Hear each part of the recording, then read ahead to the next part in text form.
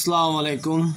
আজকে আবার একটা নতুন ভিডিও হাজির হয়েছে। আজকে ভিডিওটা হলো স্বামী স্ত্রীর মধ্যে ভালোবাসা সৃষ্টি করা। স্বামী স্ত্রীর মধ্যে ভালোবাসা, ঘরের স্বামীর কথা শুনে না, ঘরের পরিবারের কথা শুনে না, এই জন্য এই নস্কাটি নিয়ে হাজির হয়েছি। যদি আপনার স্বামী আপনার কথা না শুনে, যদি শাশুড়ির কথা শুনে শুনে আপনার সাথে ঝগড়া বিদ্যা করে, এই নস্কা নিয়ে হাজির হয়েছি।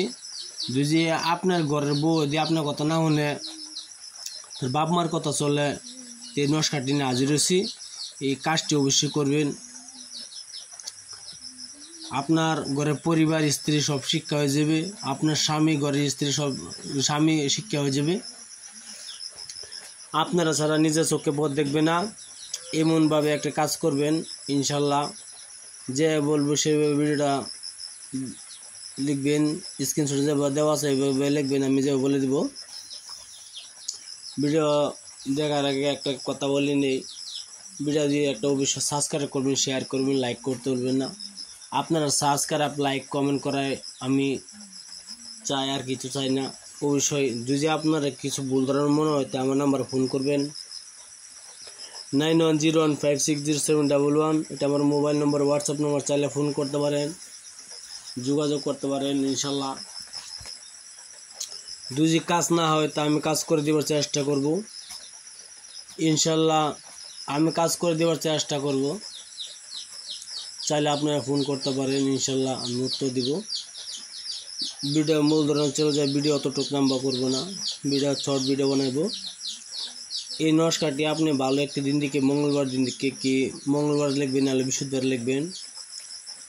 এই নস্কাটি লিখবেন আপনি ম্যাক্স আপনার কালি দ্বারা লিখলে ভালো হয় সবচেয়ে থেকে। ম্যাক্স আপনার কালি দ্বারা বসপত্র উপরে লিখলে সবচেয়ে ভালো হয়। অবশ্যই আপনার যদি ম্যাক্স আপনার কালি দিয়ে না পান, একটি কাজ করবেন, দোকান থেকে একটি লাল কলম আনবেন, তারপরে কালিটা লাল হইতে হবে।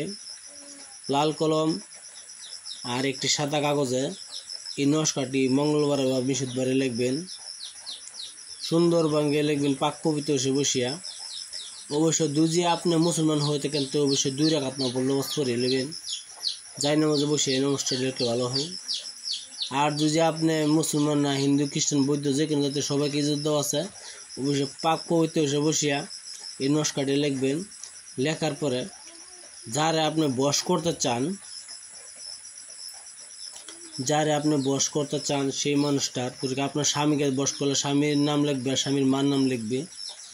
আর যদি আপনি করে পরিবারটা বশ করতে চান তো পরিবারের নাম লিখবে আর পরিবারের মার নাম লিখবেন।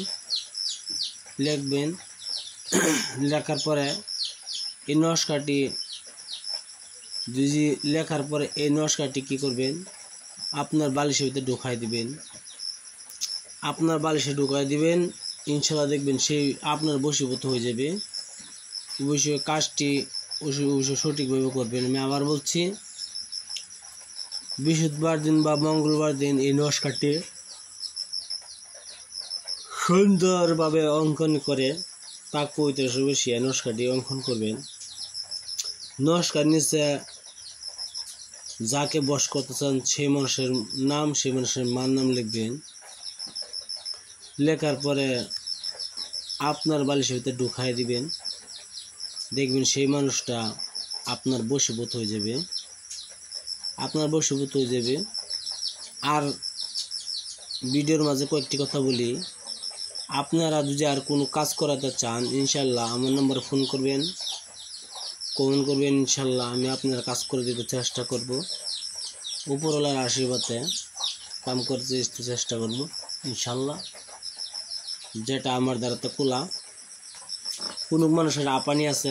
আসসালামু আলাইকুম, খুদা হাফেজ।